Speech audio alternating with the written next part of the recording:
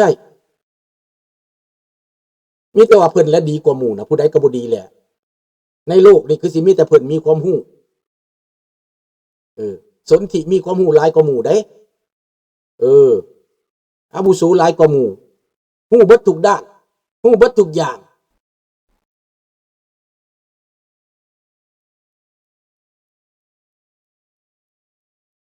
ประเทศใดร่วมมือกับอเมริกานั่นนะเจริญพี่น้องว่าเท่านั้นแหละ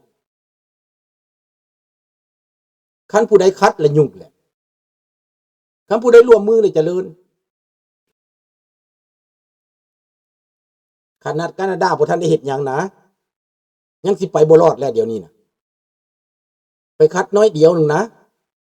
แล่นไปจับมือกับจีนกลับคืนมานี่อเมริกาลิ้นโลดได้กลับคืนไปเจรจาใหม่ตัวนี้นะ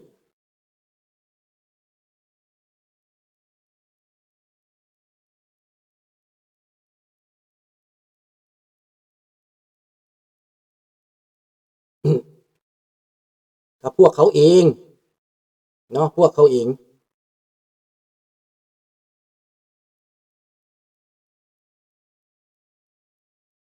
ดังนั้นพี่น้อง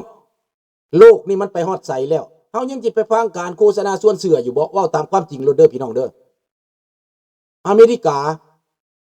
เขาบ่ได้คิดว่าจะเอาประเทศไทยดอกพี่น้องอันนี้เว้าตามความจริงอเมริกาแค่เขามีความสัมพันธ์ที่ดีกับประเทศไทยมาก่อนเขาก็อยากรักษาความสัมพันธ์นั้นไว้เป็นภูมิรัฐศาสตร์แค่นั้นถ้าไทยไม่เอาเขาก็ให้ประเทศอื่นถ้าเขาไทยไม่เอาเขาอาจจะให้เขมรนะจะไปเสียใจทีหลังได้ล่ะ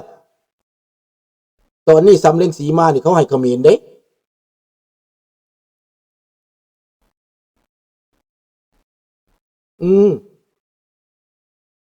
เพราะว่าเขมรกับบ่แม่นหุ้นเส้นสิอยู่ไปตลอดชีวิตเด้หมดห่วงหุ้นเส้นกับแม่นผู้อื่นเด้คนเขมรที่มาจากอเมริกานี่ก็มีหลายล้านคนเด้พี่น้องมาจากฝรั่งเศสก็มีหลายล้านคนเขมรก็คือกันกับอยู่ในลาวอยู่ใน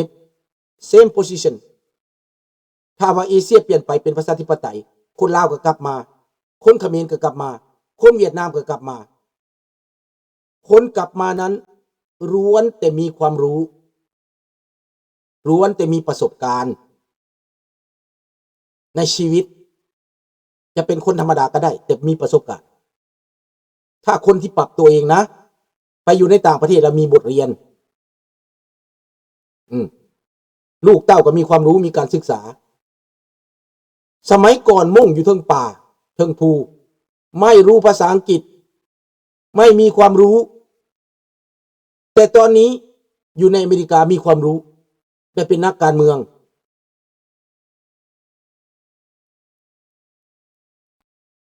นี่คนมุ่งเจริญกว่ามุ่งอยู่ลาวกับมุ่งอยู่อเมริกาสู้มุ่งอยู่อเมริกาไม่ได้เห็นบ่ล่ะความแตกต่างเป็นคอยอัญญาเป็นหมาวัดเพิ่นว่าจากคนบ้านนอกจากคนชนบทกลายเป็นคนมีการศึกษาจากคนเป็นนักการเมืองจะเป็นเจ้าเมืองจะเป็นเจ้าแขวงจะเป็นทนายความการศึกษาสูงมาอยู่อเมริกาแล้วจากคนบ่มีหยังก็แสดงว่าอเมริกาให้โอกาสถ้าอยู่เมืองลาวก็ได้แต่อยู่ในตู้พันแหละพวกได้ก็เป็นพวกเจ้านายลูกน้องไปกินหยังอีปานี่มันสิรวยอยู่แต่คนธรรมดามันบ่รวยเด้พวกรวยอยู่ลาวปัจจุบันนี้จะเป็นพี่น้องจากอเมริกาส่งเงินส่งคำให้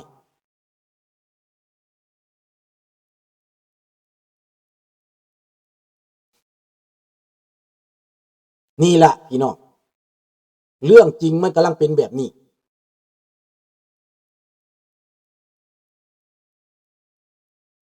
มันบ่ซอยดอกจีนนั่น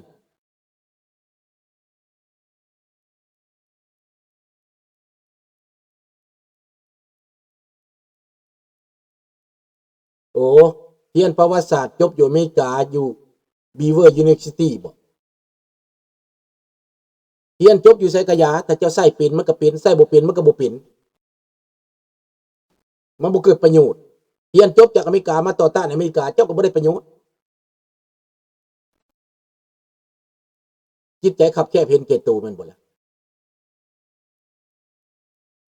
อเมริกาจะเข้าพม่าก่อนเพราะเลือกตั้งแล้วแถมโลเคชั่นพม่า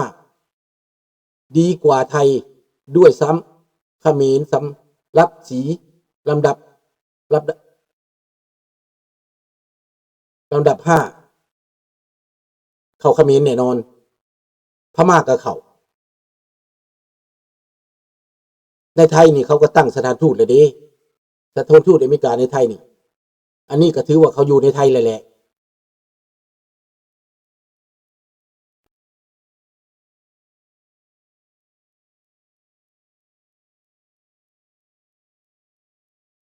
งั้นก็ตามพี่น้องเด้อ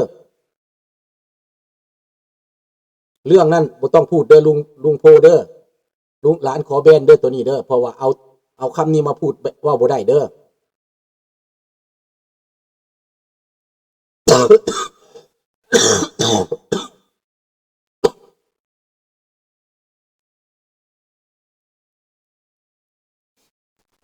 แนวบ่ควรเว้าก็บ่ต้องเว้าเด้อลุงเด้อ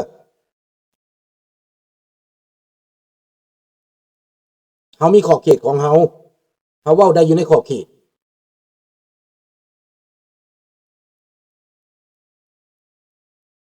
สบายดีสมผู้สบายดีทุกท่านดังนั้นถ้าประเทศไทยเป็นเขตประชาธิปไตยเป็นเขตเสรีภาพคนลาวเฮาก็จะอยู่ดีขึ้นจะสะดวกขึ้นจะสบายขึ้นพอลาวกับไทยไปมาหาสู่กันได้ก็เห็นบ่บุญธาตุพนมบุญหยังแม่นบ่ทอนคนลาวลังไหลมาบุญธาตุดวงไหลไผมา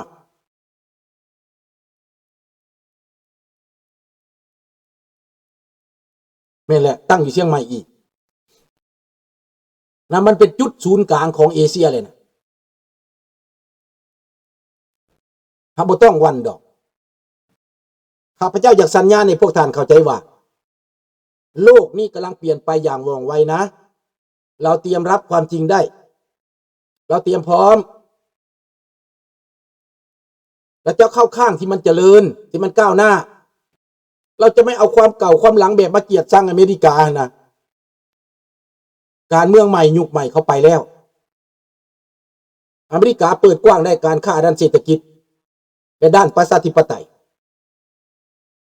เจ้าสิมาตั้งความเกลียดชังเจ้าอเมริกาอยู่นั่นมันเป็นเรื่องเก่าไปแล้วขนาดเขาไล่หนียังบ่อยากหนีจากอเมริกาเป็นห้องเป็นไห้ให้เจ้าเบิ่งเอาคันว่ามันบ่ดีเจ้าก็เฝ้าหนีเมื่อติพวกอยู่อเมริกา20กว่าล้านคนนั่นเคี่ยวไปติ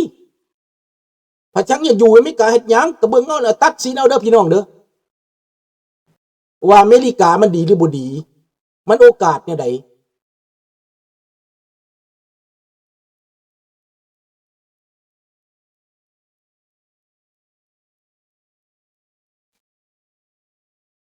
คือว่าสภาลาวบ่ส่งผู้สมัครที่เว้าเสียดสีภาครัฐบ่สำคัญดอกอันนั้นน่ะมันเว้าก็เว้าไปลิ้นละครลิงไปสื่อบ่ได้หยังอืมบ่อนมันสิได้บนโลกเขาเปลี่ยนหมดไปน้ำโลกเขาพุ่นอันในลาวหันมันก็เป็นละครลิงซื่อ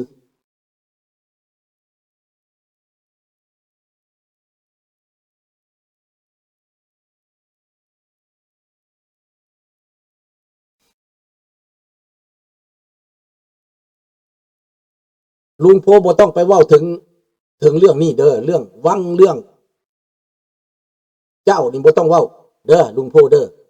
อันห้องเฮาบ่ให้เว้าบ่ให้เว้าถึงเว้าการเมืองธรรมดาได้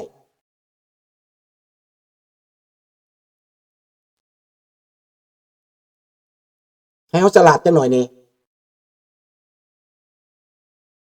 ว่ามันได้ประโยชน์หยังให้เฮา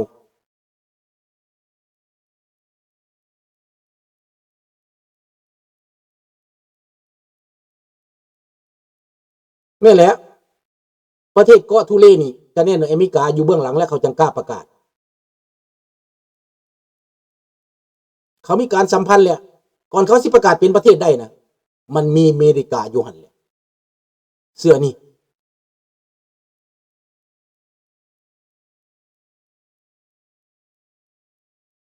คันเห็นอเมริกาเขามาหั่นน่ะคนลาว ข้ามไปประเทศไทยเลยไปอยู่เกาะทุเรก็ได้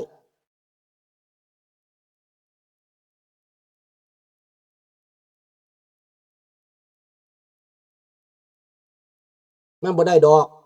เพราะว่ามันมีบางคนบ่อยากให้เป็นประชาธิปไตยมันมีบางคนไปอยู่โยงเขา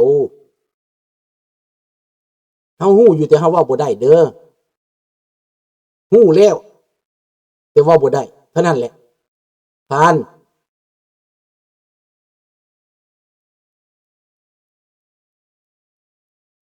มีบางแนวเว้าได้มีบางแนวเว้าบ่ได้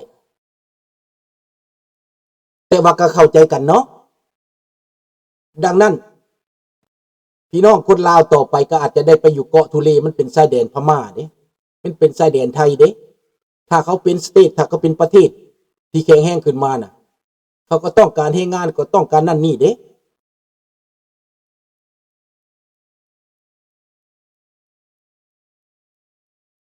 กะเหรี่ยงนี่เขาอยู่พม่าหลายเด้เขาอยู่อเมริกาหลายเด้กะเหรี่ยง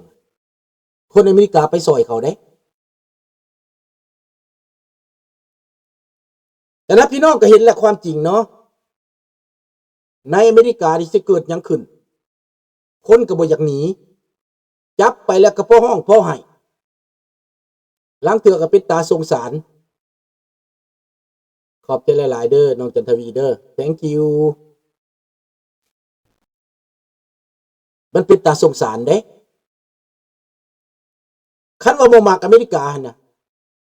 เขาก็หอบเครื่องหอบหม้อหอบผ้าหนีหมดแล้วอันนี้เขาห้องให้เขาบ่อยากหนีนี่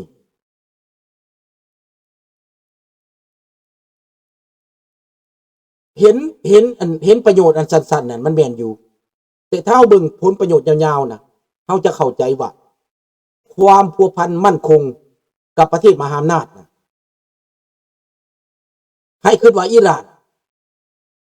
ยุโรปหากตัดสินใจแบนพวก ICG แบนพวกหัวหุนแหงของอิหร่านศาสนาหัวหุนแหงหากแบนตั้งแต่ก่อนมีตัวแทนมีทูตของอิหร่านอยู่ในฝรั่งเศสอยู่ในยุโรปค้าขายผลประโยชน์น้ำมันจากอิหร่านเข้าฝรั่งเศสเข้ายุโรปมาบัดนี้อเมริกาปิดยุโรปตัดสินใจแบน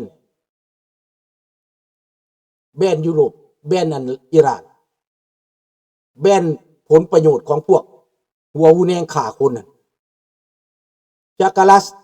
เลกะเบิดยุโรปแหละ27ประเทศน่ะตั้งแต่กี้ก็อวยอิหร่าน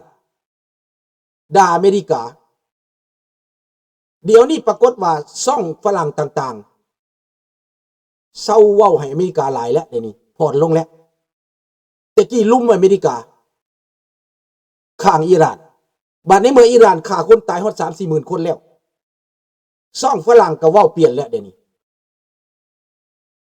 เว้าเปลี่ยนไปว่ามือใ